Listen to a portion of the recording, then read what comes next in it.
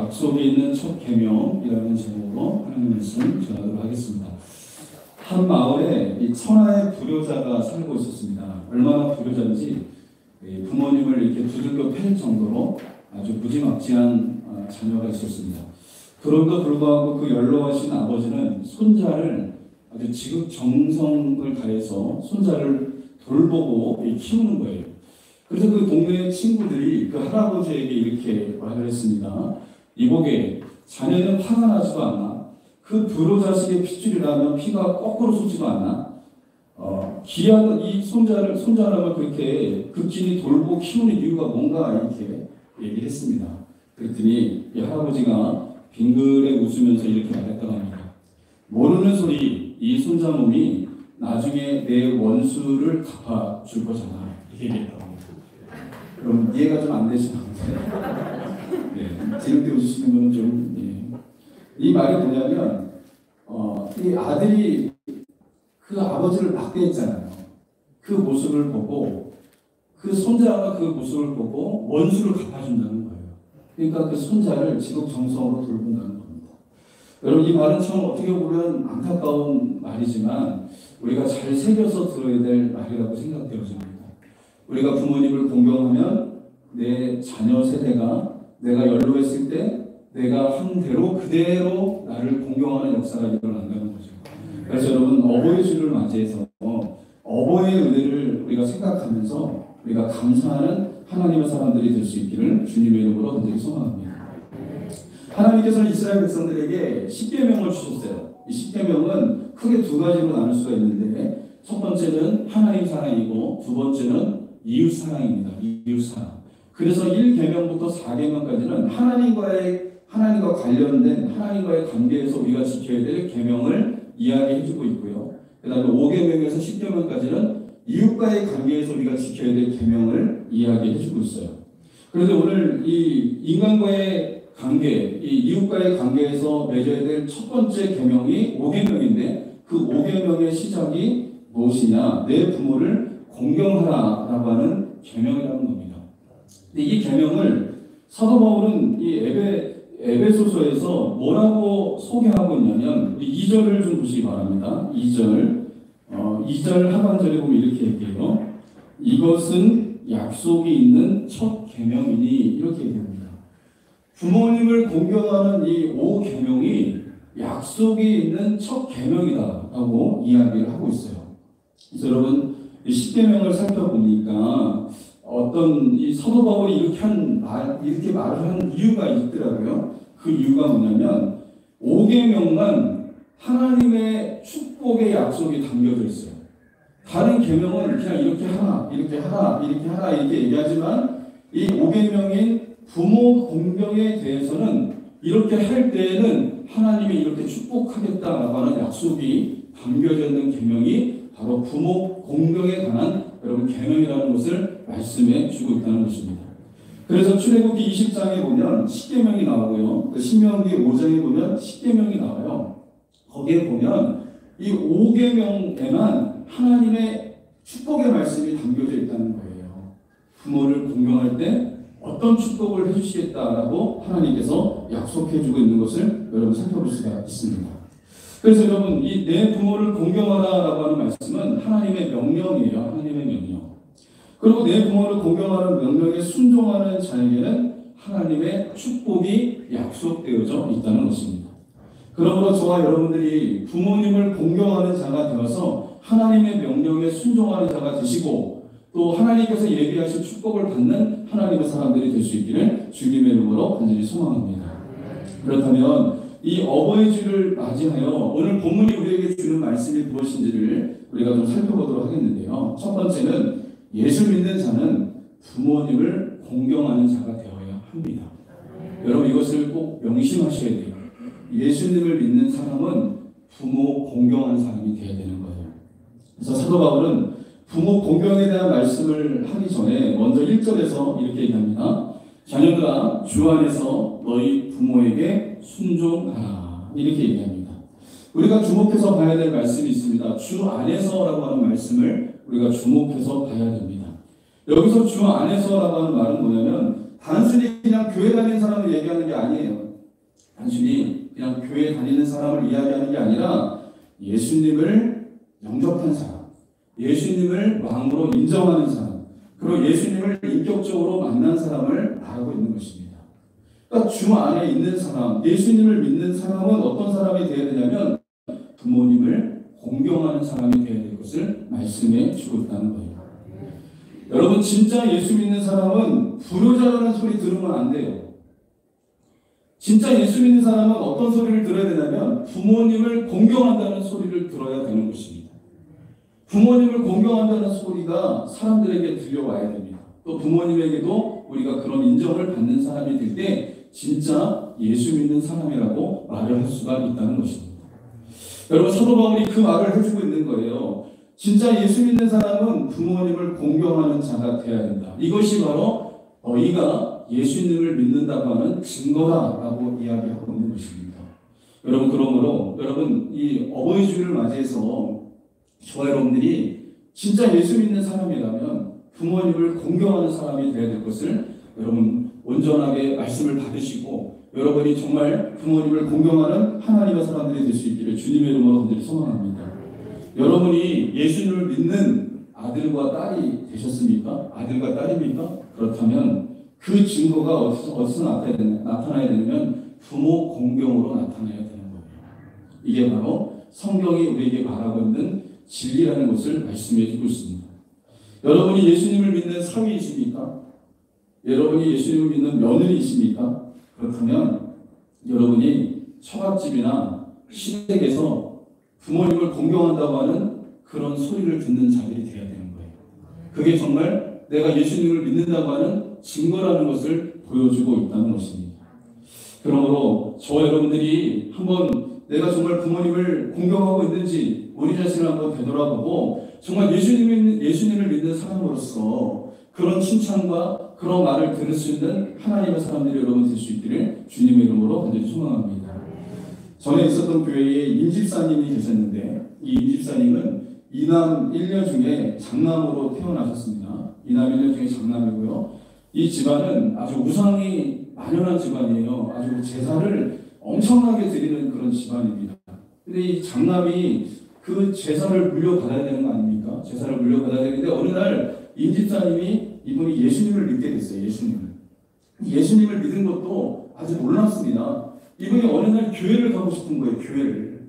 누가 전하지도 않았어요. 예수 믿으라고 전하지도 않았는데 어느 날 교회를 가고 싶은 마음이 막 들어서 이분이 교회를 찾아서 갔습니다. 교회를 찾아서 가서 그때부터 이 사람이 예수님을 믿게 되었고 예수님을 만나는 놀라운 역사가 일어났어요. 나중에 들어보니까 어떤 일이 발생했냐면 미국에 있었던 이모님이 이 가정을 위해서 기도하셨던 거예요. 이 가정을 위해서.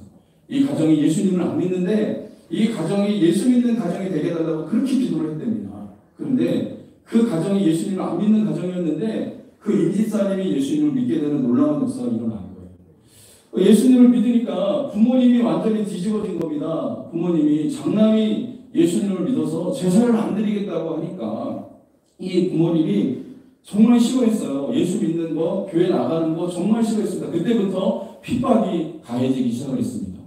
엄청난 핍박을 가했어요. 교회 나가지 말라고 협박도 하고 교회 나가면 가만 안 두겠다고 그러고 그런데도 불구하고 이 집사님은 예수님을 만났기 때문에 교회를 그렇게 사랑했고 정말 주님을 정말 죽도록 섬기는 하나님의 사람이 됐어요. 또 결혼할 시기가 됐는데 어떤 일이 발생했냐면 자매를 하나 결혼하겠다고 자매를 데리고 왔는데 교회에서 만난 자매를 또 데리고 왔네요. 그러니까 부모님이 더 싫은 거예요. 예수 믿는 자매를 또 데리고 오니까 완전히 더 핍박이 가해지는 겁니다. 그래서 이제 이 임집사님이 이 부모님이 아주 부자거든요. 부자. 아주 몇십억대 부자입니다. 부자인데도 불구하고 예수 믿는다는 이유 때문에 도와주지 않는 거예요. 하나도 도와주지 않습니다. 그렇지만 이 집사님은 예수님을 떠나지 않고요. 우유 배달도 하고 택배도 하고 열심히 일을 하면서 주님을 떠나지 않으면서 최선을 다해서 주님을 믿었습니다. 그것뿐만 아니라 핍박을 하는 부모님을요. 지극정성으로 돌봐줬어요. 그냥 핍박을 해도 부모님에게 늘 가까이 하고 부모님을 섬기고 핍박을 하고 어렵게 해도 부모님을 계속해서 도와줬던 분이 바로 이 집사님이셨습니다.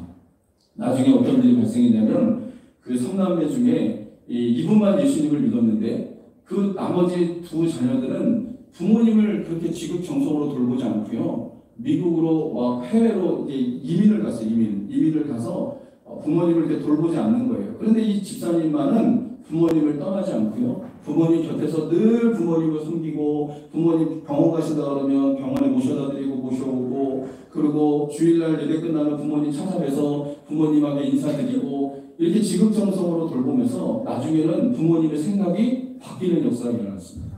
근데 부모님이 뭐라고 얘기하지 않습니까? 이렇게 얘기했어요. 다른 자녀들 다 필요 없다. 예수 믿는 너희가 최고다. 라고 하는 말을 들었다고 합니다.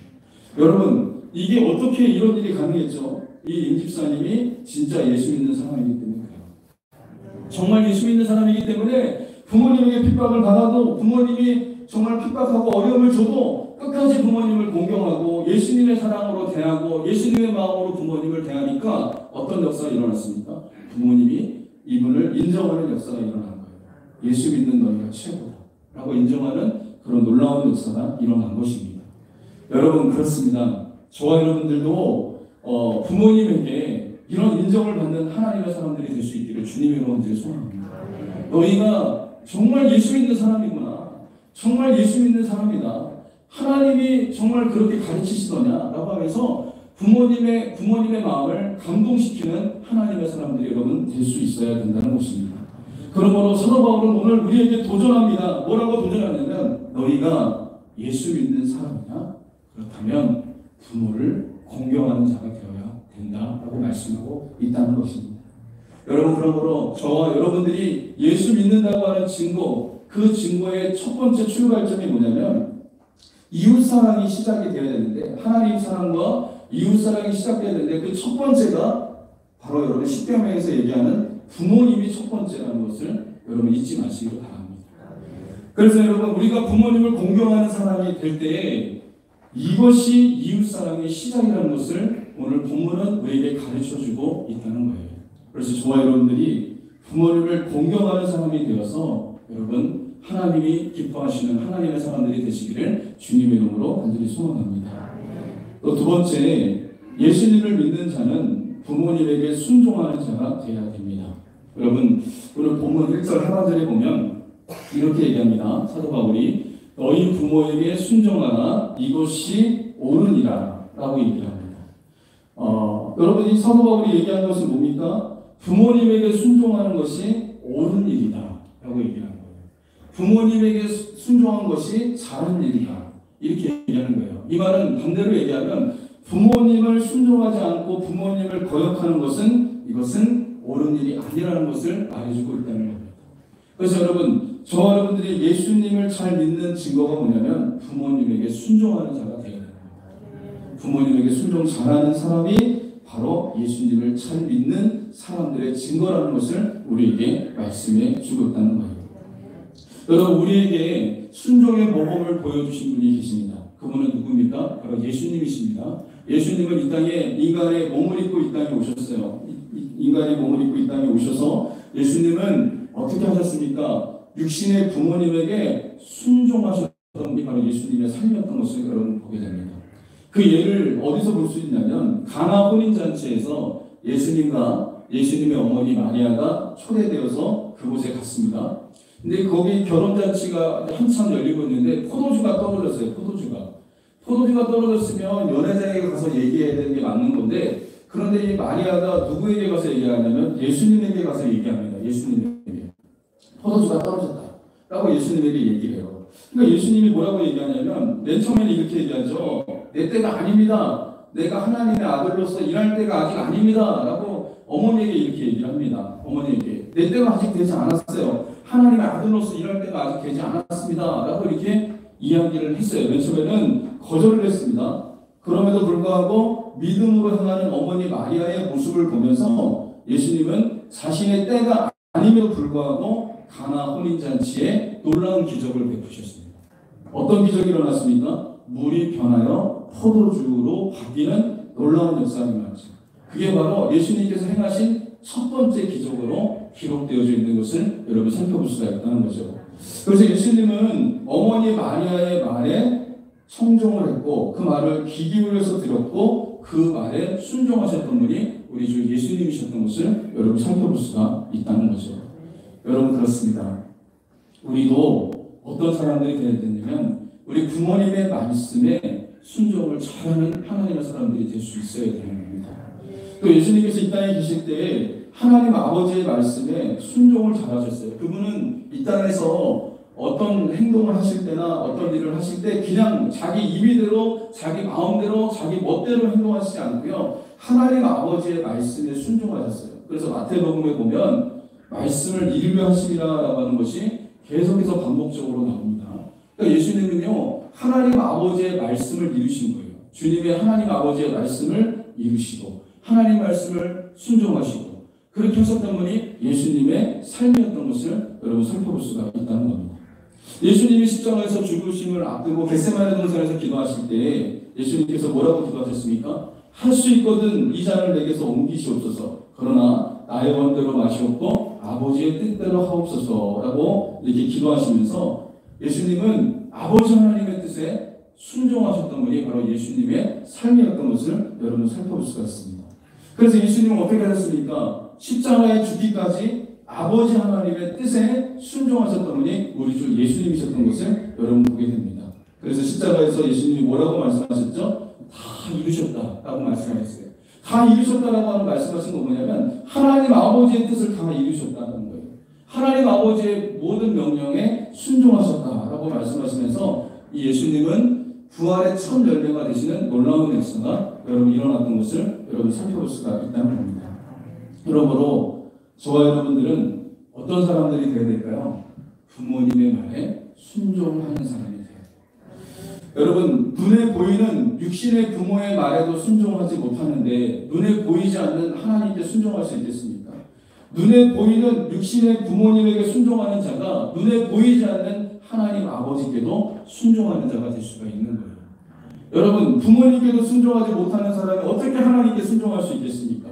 부모님의 말씀에 순종하는 자가 하나님의 말씀에도 순종하는 자가 여러분 될 수 있다는 것을 예수님께서 친히 보여주셨던 것을 여러분 살펴볼 수가 있습니다. 그러므로 여러분 우리가 부모님의 말씀에 부모님의 명령에 순종하는 자가 되어야 돼요. 저도 부모가 이렇게 되지 않습니까? 부모가 되는데 부모는 자녀들 못되라고 하는 부모는 이 세상에 존재하지 않더라고요. 자녀들에게 씨름당하고 어떤 생각을 할 때나 어떤 말을 할 때는 자녀들 잘 되라고 하는 겁니다. 잘 되라고. 그리고 이것을 하라고 하는 것은 좋으니까 하라는 거예요. 그래서 자녀 세대들이 잘 들어야 돼요. 부모님은요 절대로 여러분 잘못되라고 말하는 게 아닙니다. 여러분 잘 되라고 말하는 거예요. 그렇기 때문에 여러분 자녀 세대들은 어떻게 되냐면 부모님의 말씀에 순종을 잘하는 사람이 되야 됩니다. 그럴 때 하나님께서 축복하시는 놀라운 역사가 여러분 일어날 수 있다는 것입니다. 여러분 그래서 이 부모님을 공경하고 부모님을 순종하는 자에게 하나님 아버지께서 어떻게 하시겠다고 말씀하셨냐면 오늘 이 사도 바울이 얘기하잖아요. 이것이 2절 하반절에 보면 이것은 약속 있는 첫 계명이다라고 얘기하면서 그 약속이 뭔지를 얘기합니다. 3절에 얘기해 줍니다. 3절에 얘기하는데 여러분 3절 여러분 보세요. 이로써 내가 잘되고 땅에서 장수하리라 이렇게 얘기합니다. 여러분 부모님에게 하나님께서 축복권을 주셨거든요. 부모님에게 축복권을 주셨는데 부모님이 축복하면 자녀들은 잘 되어줍니다. 그런데 부모님의 축복을 못 받으잖아요. 그럼 자녀들은 가는 길이 다 막혀요. 길이 막히는 일이 일어나요. 그래서 여러분, 저와 여러분들 어떤 사람들이 되야 되냐면 부모님의 말씀에 순종해서 여러분 부모님께 축복받는 자가 되어야 되는 겁니다. 그래서 하나님께서 우리에게 예비하신 축복을 받는 하나님의 사람들이 여러분 될 수 있기를 주님의 이름으로 간절히 생각합니다. 그래서 부모님에게 순종하고 공경하는 사람은 어떤 축복을 하냐면 여러분 내가 잘되고라고 얘기하는데 여기 내가 잘되고라고 하는 것은 뭐냐면 영적으로 잘 되는 거예요. 영적으로. 먼저는 영적으로 잘 되고 그리고 땅에서 장수하리라고 얘기합니다. 육적으로도 잘 되는 놀라운 역사가 일어난다는 것입니다. 여러분 부모님에게 순종하고 부모님 명령에 여러분 잘 따르는 하나님의 사람들은 어떻게 되냐면 일이 잘 되어지는 역사가 일어나요. 먼저는 영적인 축복을 받는 역사가 일어나고 그리고 하는 일들이 잘 되어지는 놀라운 역사가 여러분 일어날 수 있다는 것입니다. 그러므로 저와 여러분들이 부모님의 말씀에 순종을 잘 하셔서 하나님께서 여러분 부모님을 통해서 축복하신 대로 그대로 잘 되어지는 하나님의 사람들이 될 수 있기를 주님의 이름으로 간절히 소망합니다. 성경에서 볼 때 가장 여러분 효자, 대표적인 효자는 이삭입니다. 이삭은 창세기 22장에 보면 아브라함을 하나님께서 시험했잖아요. 그 독자 이삭을 바치라 그랬잖아요. 번제물로 바치라 그랬습니다. 그래서 아브라함은 하나님 말씀에 순종해서 모리아산으로 그 아들 이삭을 데리고 갑니다. 아들 이삭을 데리고 가서 모리아산에 이르러서 어떻게 합니까? 번제단을 마련해 놓고 이삭을 결박해서 거기서 칼로 치려고 합니다. 칼로 쳐서 하나님께 아브라함을 순종합니다. 그때 하나님께서 뭐라고 말씀하십니까? 하나님께서 말씀하시기를 아브라함을 말리시죠. 내가 이제야 나를 사랑하는지 알았다라고 하면서 하나님께서 아브라함의 그 순종을 말리세요. 근데 여기서 보면 요세푸스, 역사가 요세푸스는 뭐라고 하냐면 그때 이삭의 나이가 25세 정도였다고 합니다. 그렇다면 여러분 25세가 됐다면 아버지가 칼 들어서 자기를 죽이려고 했는데 여러분 이거 치지 못하겠습니까? 100세가 넘은 아버지가. 그렇다면 아버지 정말 제정신이세요? 라고 하면서 아버지의 손을 붙잡고 아버지에게 대들 수도 있었어요. 그러나 이삭은 그렇지 않았다는 겁니다. 아버지 말씀에 끝까지 순종했어요. 그 모리아산의 번제단은 어떤 현장이었냐면 아버지 아브라함은 하나님께 순종했고 아들 이삭은 아버지 아브라함에게 순종하는 현장이 바로 모리아산의 현장이었던 것을 여러분 보게 됩니다. 하나님께서 그 순종의 현장에 어떤 역사를 베풀었냐면 친히 양을 예비하셔서 양을 번제물로 드리게 하시는 놀라운 역사가 일어났고 그리고 이삭은 하나님께 축복을 받는 놀라운 역사가 일어났습니다. 오늘 여기 말씀대로 아버지에게 부모에게 순종하고 공경하는 사람은 땅에서 잘되고 장수하리라 그랬죠. 여러분 성경의 역사적으로 살펴보면 실질적으로 어떤 일이 일어나는지 아십니까? 이삭은요 4대 족장 중에 제일 오래 살았습니다. 제일 오래 살았어요. 아브라함이 175세를 살았고 야곱이 147세를 살았고 요셉이 110세를 살았지만 이삭은 180세를 살았고요. 그리고 이삭은요 성경에 나오는 인물 중에 가장 고생하지 않은 사람입니다. 가장 고생하지 않았어요. 가장 삶이 평탄했던 자가 바로 이삭의 삶이었던 것을 여러분 살펴볼 수가 있다는 거죠. 그렇다면 하나님께서 약속하신 말씀이 이삭에게 그대로 이루어진 것이 이삭의 삶이었던 것을 여러분 보게 됩니다. 부모님의 명령에 순종하고 부모님의 말씀에 그대로 순종했을 때 어떤 역사가 일어났습니까? 땅에서 잘 되어지고 장수하는 놀라운 역사가 일어났던 것입니다. 여러분 그러므로 저와 여러분들도 하나님의 약속의 말씀을 붙잡고 부모님 말씀에 순종하고 부모님을 공경하게 되면 어떤 역사가 일어나냐면 땅에서 잘되고 형통한 놀라운 역사가 일어난다는 것을 믿으시기를 주님의 이름으로 간절히 소망합니다. 여러분이 잘 되어지는 비결은 다른 게 아니에요. 부모님을 공경하시고 사랑하시고 부모님에게 축복을 받으십시오. 그러면 축복한 대로 되어지는 놀라운 역사가 여러분 일어나는 것입니다. 여러분 이삭이 여러분 그의 아들들 야곱과 에서를 축복한 대로 되지 않았습니까? 야곱에게 축복한 대로 되어지는 역사가 일어났어요. 그 에서는 축복권을 빼앗겨서 아버지에게 제대로 된 축복을 받지 못했잖아요. 그러나 야곱은 그것을 빼앗아서 축복을 받았습니다. 근데 아버지가 축복한 대로 야곱은 되어지는 놀라운 역사가 일어난 거죠. 이것을 통해서 성경은 무엇을 얘기해 주고 있습니까? 부모님에게 축복권이 있어요. 그래서 여러분 부모님에게 공경하고 부모님을 사랑해서 부모님에게 축복받으면 하나님께서 잘 되어지는 놀라운 역사를 우리에게 베풀어 주시겠다고 말씀해 주고 있다는 것입니다. 그러므로 말씀의 결론을 맺겠습니다. 예수를 믿는 사람은 부모님을 공경하고 부모님께 순종하는 자가 바로 예수 믿는 하나님의 사람들이라는 것을 잊지 마시기를 주님의 이름으로 소망합니다. 그래서 예수 믿는 사람으로서 부모님을 공경하고 부모님께 순종하는 자가 되어서 하나님께서 우리에게 예비하신 그 축복을 받아들이는 저와 여러분들이 되시기를 주님의 이름으로 간절히 소망합니다. 이제 우리 찬양하겠습니다. 우리 은혜라고 하는 찬양을 우리 부를 텐데요. 이 찬양 가사를 우리가 좀 생각하시기 바랍니다. 가사를 보면 모든 것이 은혜입니다. 내가 부모님에게 태어난 것, 이 땅에서 자란 것, 어릴 적부터 자란 것, 이 땅의 모든 것, 이 모든 것이 하나님의 은혜입니다. 여러분 이것을 우리가 생각하면서 우리가 찬양을 하도록 하겠습니다. 은혜에 찬양하면서 감당하도록 하겠습니다. 내가 누려왔던 모든 것들이 내가 지나왔던 모든 시간이 내가 지나왔던 모든 시간이 내가 걸어왔던 모든 순간이 내가 걸어왔던 모든 순간이 하나님과 나를 알고서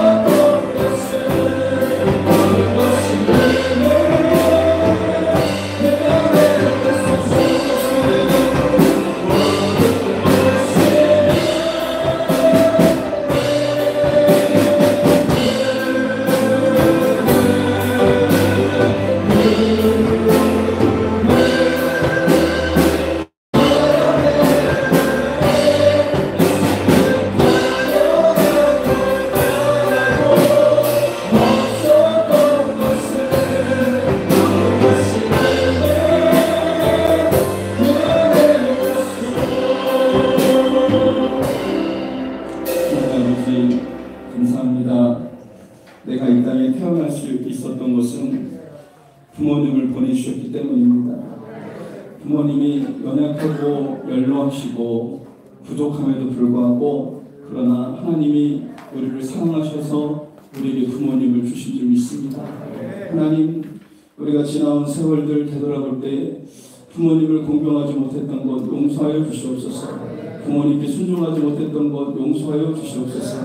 예수님을 믿는 사람으로서 부모님을 공경하며 사랑할 수 있는 하나님의 사람들 될 수 있도록 축복하여 주옵소서. 부모 공경의 은혜를 우리가 깊이 깨달아서 이 땅에서 잘되고 축복받는 하나님의 사람들 될 수 있도록 주님이 축복하여 주시옵소서. 아버지 하나님, 오늘 하나님께서 우리에게 주신 말씀을 붙잡고 부모 공경의 그 은혜가 우리에게 임할 수 있도록 주님 축복하여 주옵소서. 부모님은 내게 무엇보다 소중한 분이시고 귀중한 분이신 줄 믿습니다. 나로 하여금 이 땅에 태어날 수 있도록 통로가 되신 분이 부모님이신 줄 믿습니다. 내가 이 땅에 자라기까지, 내가 이 땅에서 정말 온전하게 클 때까지 부모님의 뒷바라짐이 없었다면 이렇게 설 수 없었던 것을 아버지 앞에 고백합니다. 이 은혜를 망각하지 않는 하나님의 사람 되게 도와주시옵소서. 감사드리며 거룩하신 예수님의 이름으로 기도합니다. 네.